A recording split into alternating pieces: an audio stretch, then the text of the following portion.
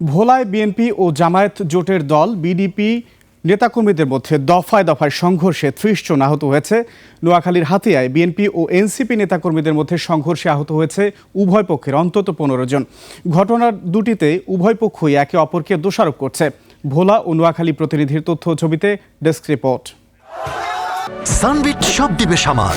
Sunbit magic press dishwashing এর মাথা ঘোরানো সলিউশন। ভোলার লালমোহন উপজেলায় বিএনপি ও জামায়াত জোটের শরিক বাংলাদেশ ডেভেলপমেন্ট পার্টির নেতাকর্মীদের মধ্যে দফায় দফায় সংঘর্ষ হয়েছে। শুক্রবার রাতে উপজেলার রামগঞ্জ ইউনিয়নের রায়চাঁদ বাজার এলাকায় এ সংঘর্ষ হয়। এতে উভয় পক্ষের অন্তত ৩০ জন আহত হয়। আহতদের মধ্যে কয়েকজনকে ভোলা সদর হাসপাতাল ও ঢাকায় পাঠানো হয়েছে। বাকিরা লালমোহন উপজেলা স্বাস্থ্য কমপ্লেক্সে চিকিৎসাধীন রয়েছেন।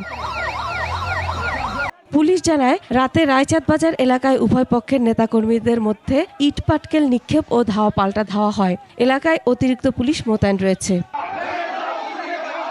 এদিকে হামলার বিষয়টি নিয়ে লালমোহন উপজেলা জামায়াত কার্যালয়ে বাংলাদেশ ডেভেলপমেন্ট পার্টি এবং উপজেলা বিএনপি কার্যালয়ে বিএনপির পক্ষ থেকে সংবাদ সম্মেলন করা হয়েছে। পাল্টাপাল্টি সংবাদ সম্মেলনে হামলার জন্য একে অপরকে দায়ী করেন তারা। বাজারের মোড় থেকে যখন আমি সবাইকে নিয়ে উত্তর দিকে আসছিলাম, পেছন থেকে এই সন্ত্রাসীরা যারা ছিল বাজারে বিভিন্নভাবে লাঠি মেরেছিল, সংগঠিতভাবে ছিল দক্ষিণ দিকে। এরা সবাই কষ্ট হয়ে আমাদের আমি সহজেই আমাদের যারা অফিসের দিকে আসছিলাম তাদের উপরে তারা হামলা করে। যুব দলের সভাপতি জসিমের ভাই আলমগীর, রুহুল আমিন, নুরনবী সব ১২ জনকে অতর্কিত আক্রমণ করে এবং লালমোহনের পরিস্থিতিকে অ্যাবনর্মাল করার জন্য চেষ্টা করতেছে। নোয়াখালীর দ্বীপ উপজেলা হাতিয়ায় বিএনপি ও জাতীয় নাগরিক পার্টি এনসিপির নেতাকর্মীদের মধ্যে সংঘর্ষে উভয় পক্ষের অন্তত ১৫ জন আহত হয়েছেন।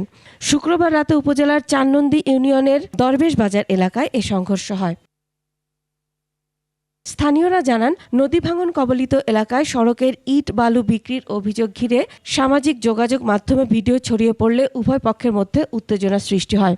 পরে বিষয়টি নিয়ে তর্কাতর্কির এক পর্যায়ে সংঘর্ষের রূপ নেয়। এনসিপির অভিযোগ, পরিকল্পিত হামলায় তাদের অন্তত ১০ জন নেতাকর্মী আহত হন এবং কয়েকটি মোটরসাইকেল লুট করা হয়। তবে বিএনপি দাবি করেছে তাদের নেতাকর্মীদের উপরই হামলা চালানো হয়েছে। যখন বাধা দেয় তাদেরকে হুমকি দেয়। পুলিশ জানায় পরিস্থিতি নিয়ন্ত্রণে রয়েছে। Masum আলিসা, desk report, ২১ television.